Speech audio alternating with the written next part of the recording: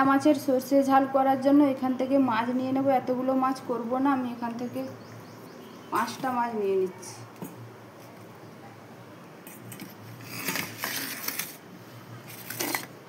নুন হলুদ মাখিয়ে নিব।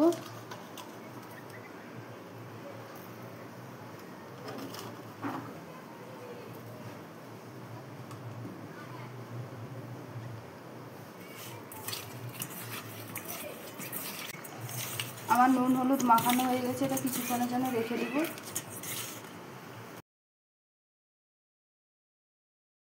কড়াইতে তেল দিয়ে দেব, মাছগুলো ভেজে নিব এক করে।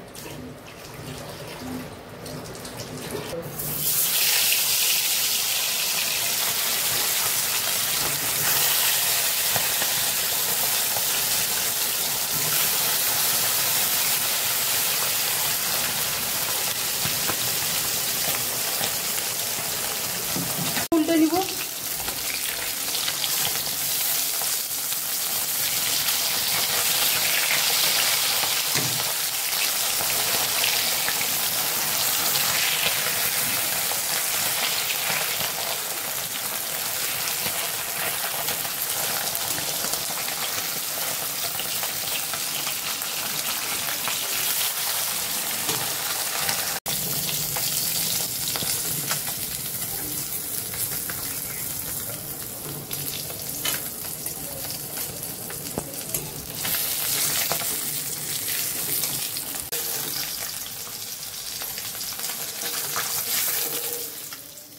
আমার সবগুলো মাছ ভাজা হয়ে গেছে।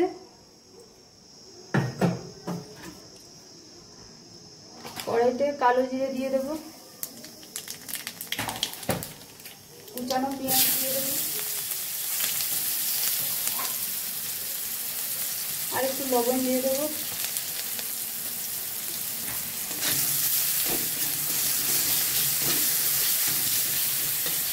টমেটো কুচি দিয়ে দেব।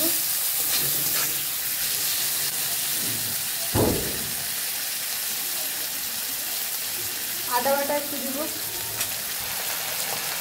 হলুদ গুঁড়া একটু দিব,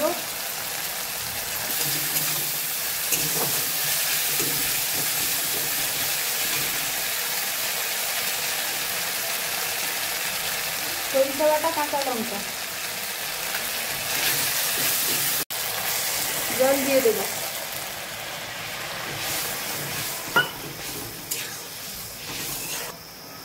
এবারে মাছগুলো দিয়ে দেব।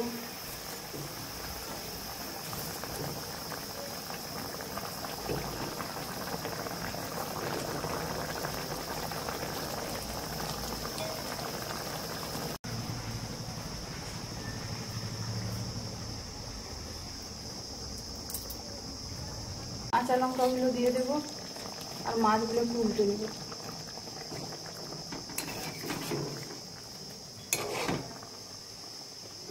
ধনে পাতা দিয়ে দেব।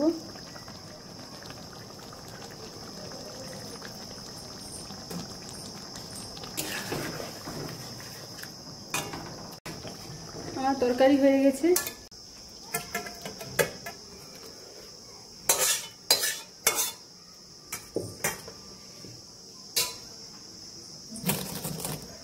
রান্না এখন কমপ্লিট আমাদের। দেখুন আজকে রান্না মাছের লাউ ডাঁটা দিয়ে কাতলা মাছের একটা তরকারি, জিরা ঝোল, আর এটা হচ্ছে শুশনি শাক ভাজা। শুশনি শাক কেউ যদি খেয়ে থাকেন ভালো। লাউ, এটা কুমড়া ডাঁটা দিয়ে শুশনি শাক ভাজা, এবং পাটালে আলু মাখা, আর হচ্ছে গিয়ে এই যে বাটা মাছের তেল ঝাল। বাটা মাছের তেল ঝালটা, এই যে গ্রাভিটা দেখুন, গ্রাভিটা কিন্তু খুব একদম দারুণ হয়েছে।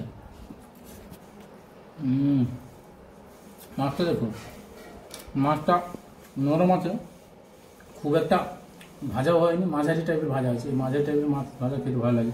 বেশি ভেজে নিলে শক্ত হয়ে যায়, ভালো লাগে না, ফাটাফাটি একদম। তারপর লাউ ডাঁটাটাও দারুণ হয়েছে একদম।